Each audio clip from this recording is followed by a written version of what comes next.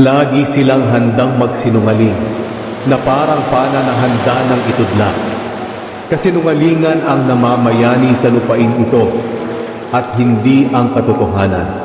Malala na ang paggawa nila ng kasalanan at hindi nila ako kinikilala. Mag-ingat kayo sa kapwa nyo, at huwag kayong magtiwala sa mga kamag-anak nyo, dahil ang bawat isa ay mandaraya at naninira ng kapwa. Dinadaya ng bawat isa ang kapwa niya, at wala ni isa ang nagsasalita ng katotohanan. Sanay na sa pagsisinungaling ang mga dila nila, at pinapagod nila ang sarili nila sa paggawa ng kasalanan.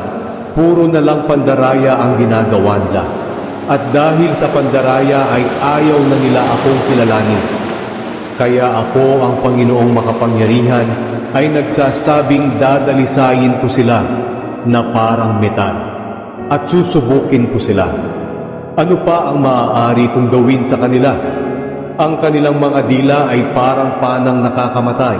Puro na lang pandaraya ang kanilang sinasabi.